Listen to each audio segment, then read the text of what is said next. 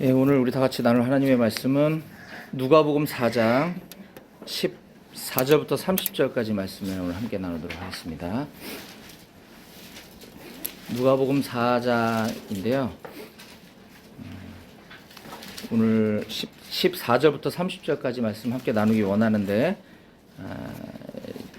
이 시간에는 우리 28절, 29절, 30절 말씀만 같이 한 목소리로 함께 읽도록 하겠습니다. 누가복음 4장 28, 29, 30절 말씀을 같이 함께 한 목소리로 읽겠습니다. 시작. 회당에 있는 자들이 이것을 듣고 다 크게 화가 나서 일어나 동네 밖으로 쫓아내어 그 동네가 건설된 산 낭떠러지까지 끌고 가서 밀쳐 떨어뜨리고자 하되 예수께서 그들 가운데로 지나서 가시니라. 아멘. 오늘 말씀에서 제가 기도하겠습니다. 하나님 아버지 감사합니다. 지난 한 주간 동안도 저희들의 삶을 하나님께서 인도해 주시고 오늘 이 토요일 아침 이른 새벽에 우리 사랑하는 강남 일지구 형제자매님들과 함께 모여 하나님의 말씀을 듣고 기도할 수 있게 하시니 감사합니다. 이 시간 하나님께서 말씀하신 음성 우리가 듣고 우리 각 개인에게 또 우리 공동체에게 또 적용할 것들을 우리가 함께 고민하고 하나님 앞에 아뢰는 시간 될 수 있도록 도와주시옵소서. 말씀하실 주님을 기대합니다. 감사드리며 예수님의 이름으로 기도했습니다. 아멘. 예, 오늘은 제가 순서대로 지금 사복음서 나누고 있고요. 예수님의 이제 그 행적을 따라 이제 갈릴리로 들어가서 공생애를 이제 시작하시는 장면을 오늘 함께 좀 나누려고 합니다. 오늘 14절부터 30절까지 말씀이 그 내용을 담고 있는데요. 오늘 14절에 보면은 누가복음에서는 이 장면에 대해서 그냥 예수께서 성령의 능력으로 갈릴리로 돌아가셨다 이렇게 기록하고 있는데 제가 이제 지난번에 저 양재 모임에서 마태복음 14장 12절 말씀을 함께 나눌 때 거기에 보면 예수께서 요한이 잡혔음을 들으시고 갈릴리로 물러가셨다 이렇게 언급되어 있다고 말씀드렸습니다. 이것은 구약의 마지막 선지자인 이제 세례 요한이 잡히고 세례 요한 그 마지막 선지자로서의 사역이 이제 마무리됨에 대한 소식을 듣고 예수님은 구약의 말씀을 성취하시기 위해서 갈릴리로 들어가셨다. 왜냐하면 그것이 이사야서 9장에 기록되어 있기 때문이었다라고 이제 말씀 함께 나눴습니다. 그런데 이제 그거에 대해서 이제 그 이후의 사역에 대해서 조금 더 이제 자세히 설명되어지고 있는 오늘 누가복음 본문을 가지고 우리가 다 읽지는 않았지만 14절부터 30절까지 말씀 속에서 제가 한 세 가지 관점을 가지고 오늘 여러분들에게 말씀을 좀 나누려고 합니다. 이 성경 본문을 보시면 첫 번째는 예수님께서 사역을 시작하실 때뿐만 아니라 예수님은 전 생애에 걸쳐서 성령의 도우심과 성령님의 인도하심을 받는 삶을 사셨다라고 하는 것입니다. 4장 14절 말씀을 함께 읽어보겠습니다. 시작.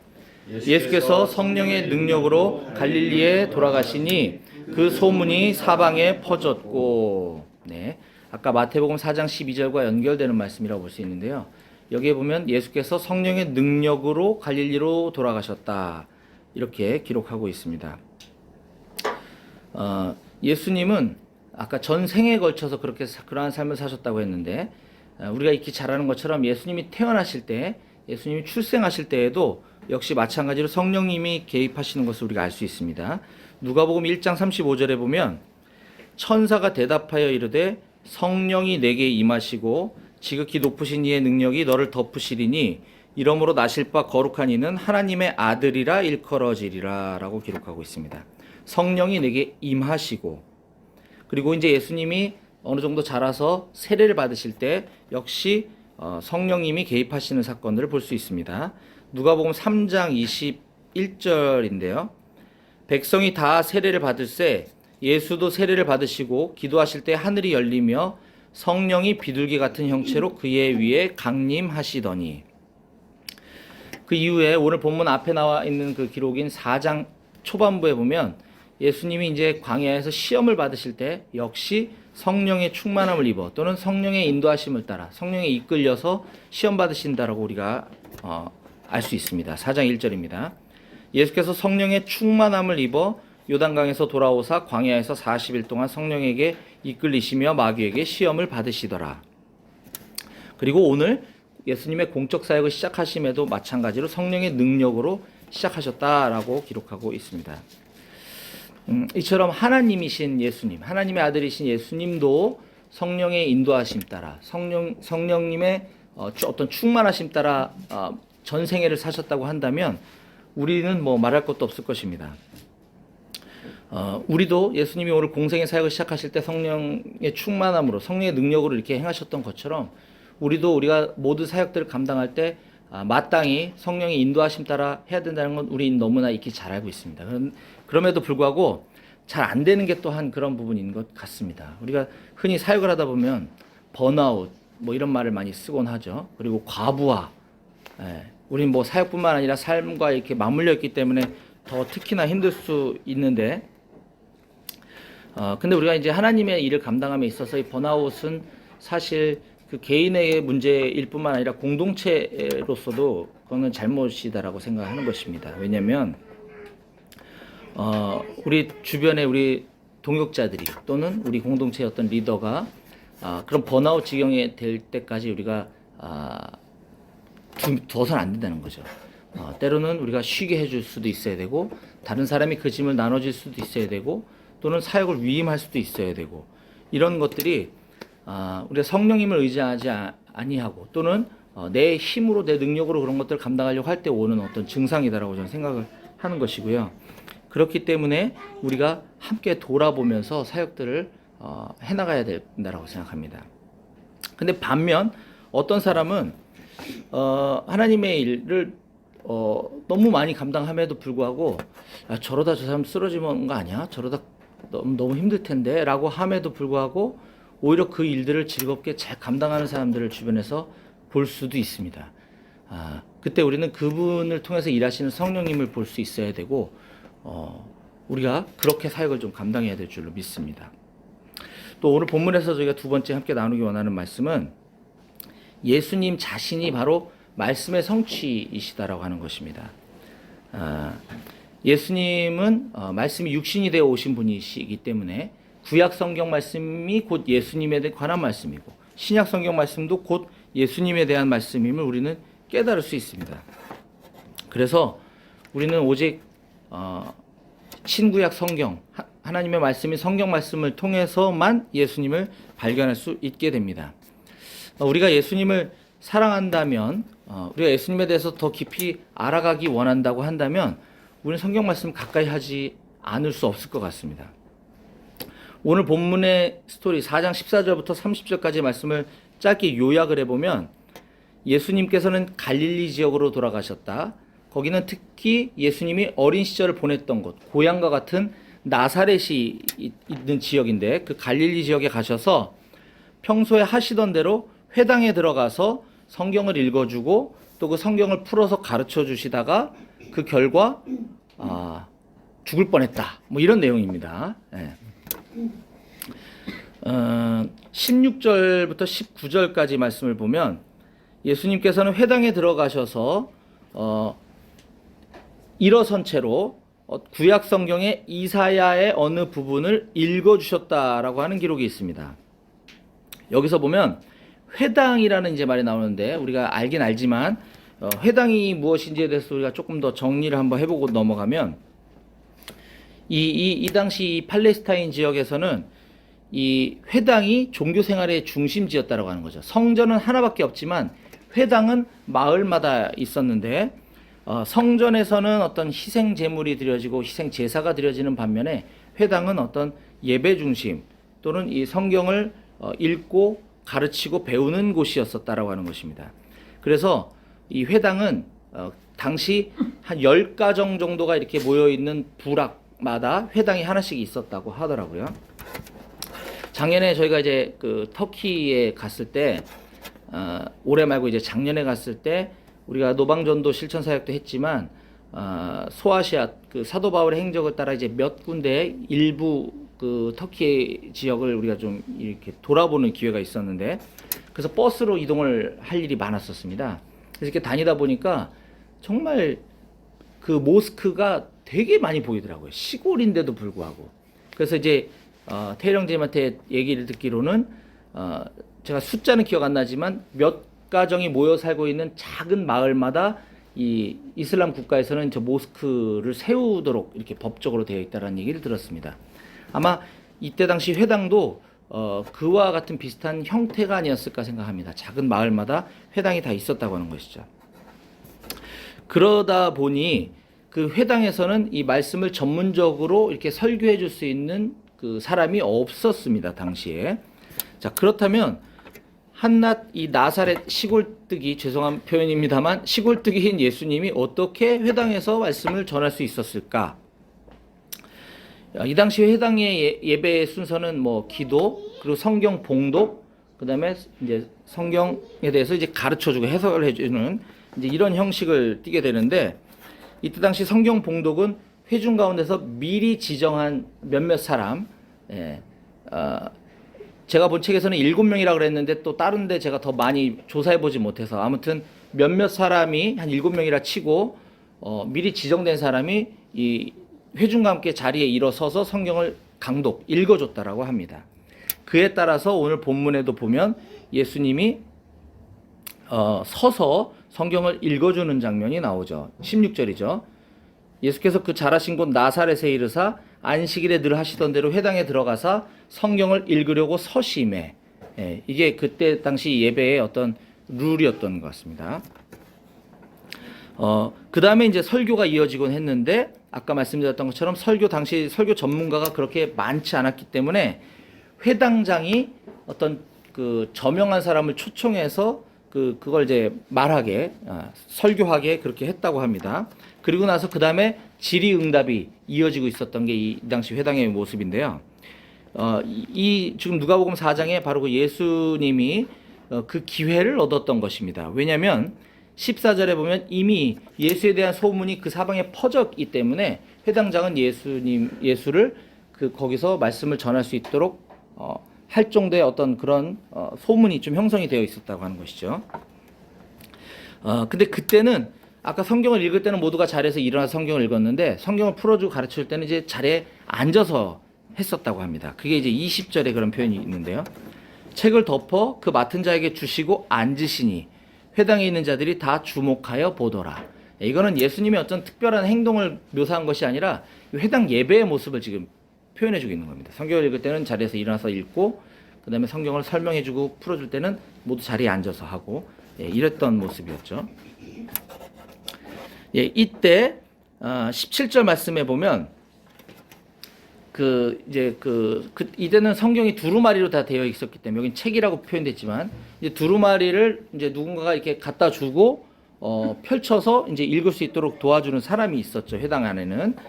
자, 그런데 17절에 보면 선지자 이사야의 글을 드리거늘, 그분이 이제 그가 예수님께 가지고 온 거죠.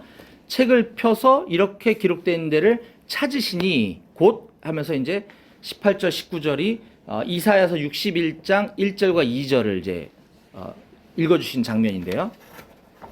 여기에 예수님이 찾으셨다고 하니까 오늘은 성경을 어디를 읽을까 하고 이렇게 성경을 찾은 것 같지만 이제 실은 그게 아니고 여기서 찾았다는 말은 이제 그냥 뭐 발견했다, 예수님의 시선이 머물렀다, 그럼 뭐 우연히 뭐 이렇게 해서 시선이 머물렀다 이런 게 아니라 이때 당시 성경을 읽는 것도 순서에 의해서 이렇게 쭉 이렇게 차례에 의해서 그 본문을 읽게 되었다라는 것이죠.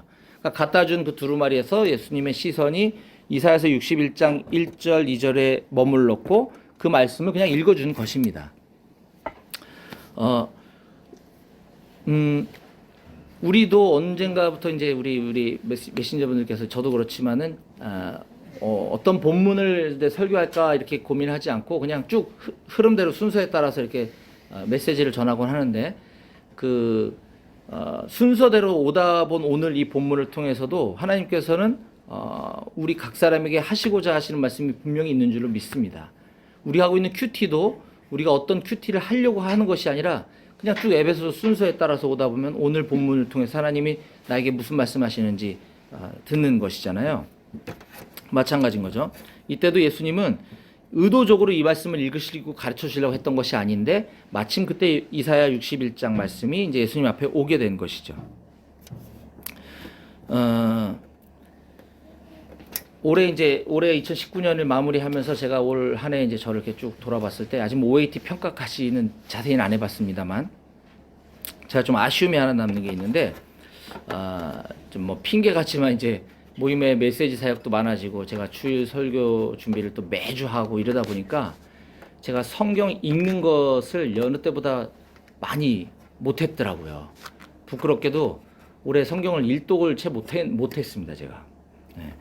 그래서 내 예수님을 너무 사랑하고 싶다, 예수님에 대해서 너무 많이 알아가고 싶다라고 한 제 자신이 너무 부끄러운 거예요. 물론 그렇다고 성경을 멀리하고 사는 건 아니지만 그래도 평소에 성경을 못해도 한 1독 반 내지는 2독 이상씩 쭉 해오던 저로서는 올해 1독도 못했다는 게 너무 내가 뭐 하고 살았나 이런 생각이 드는 거예요.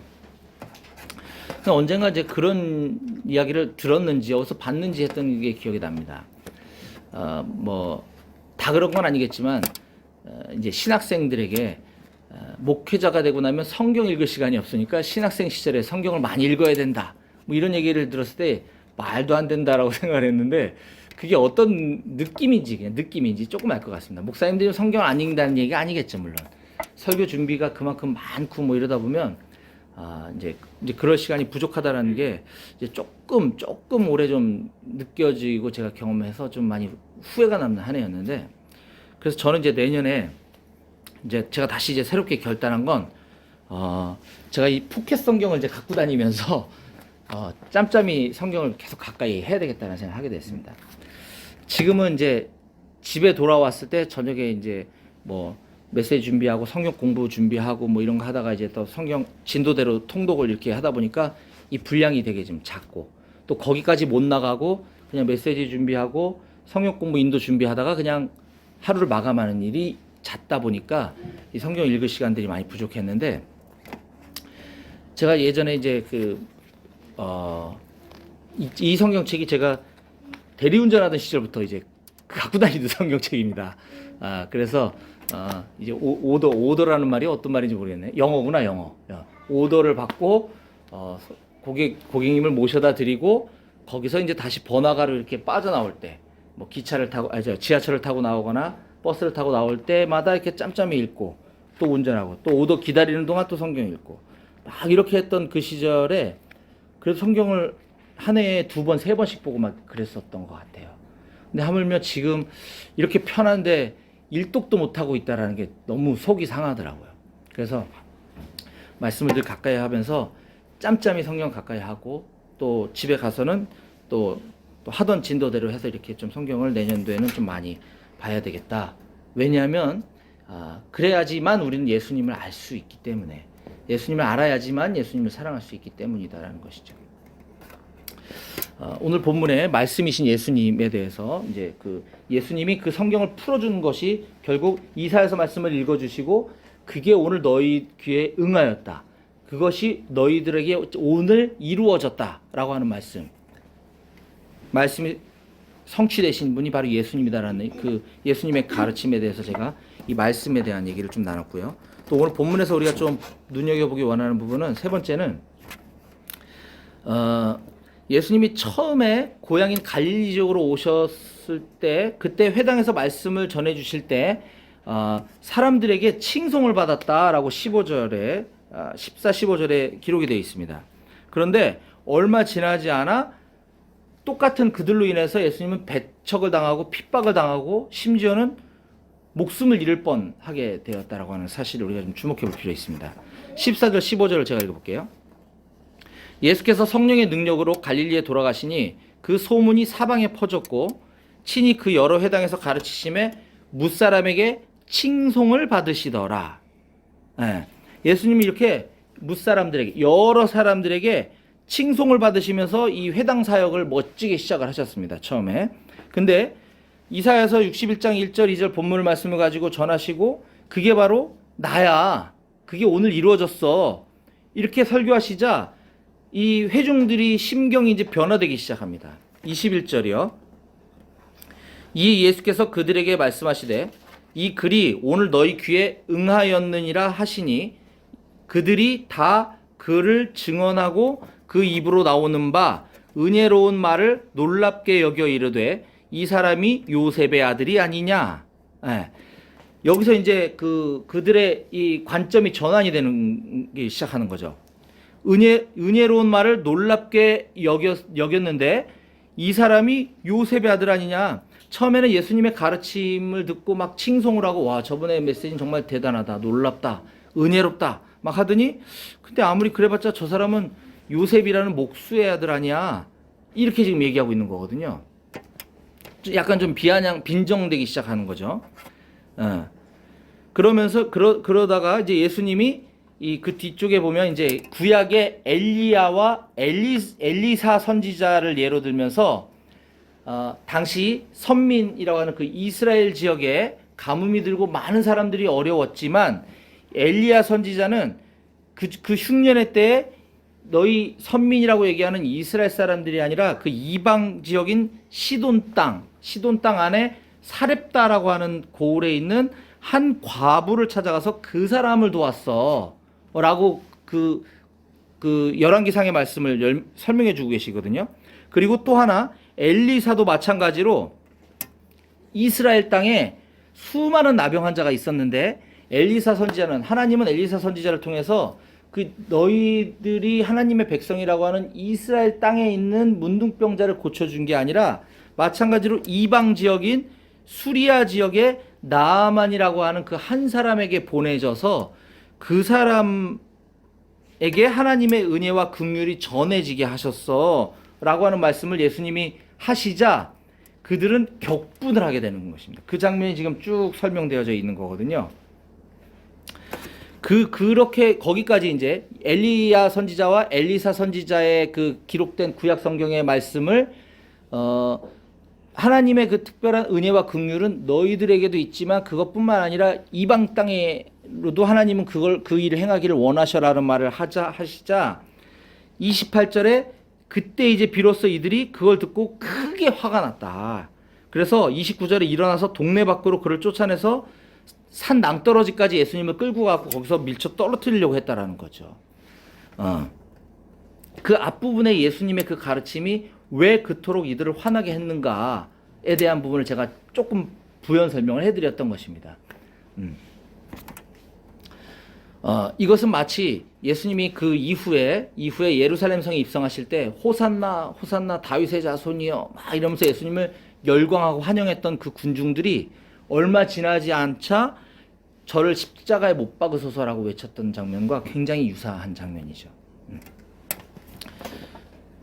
이처럼 예수님이 14절 15절 오늘 본문이 시작되는 14절 15절에서는 사람들에게 열렬히 환영받고 칭송을 받으시다가 중간에 한 21절 22절쯤 가니까 이제 은혜스럽긴 한데 좀 아리송해지기 시작하고 28절 29절에 가니까 사람들로부터 위해를 당하고 막 핍박과 막 생명의 위협까지 당하는 이런 이제 이 사역의 변화를 우리가 좀 볼 수 있습니다. 마찬가지로 우리도 직장 선교를 하다 보면 주변에서 이제 믿는 크리스찬들 만날 때 참 대단하시다. 어떻게 그렇게 열심히 하나님 사역하시냐. 이런 소리를 가끔 듣게 될 거예요.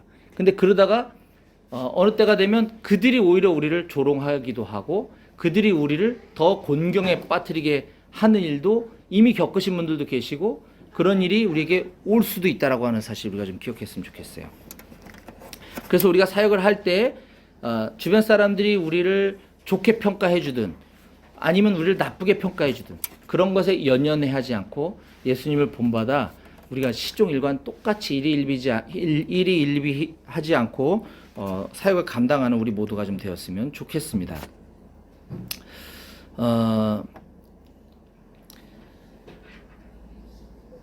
오늘날에도 이런 예수님의 이런 모든 사역들을 통틀어서 24절에 예수님이 이렇게 본인에 대해서 설명을 하고 계시죠. 선지자가 고향에서 환영을 받는 자가 없다라고 이렇게 말씀하고 계십니다.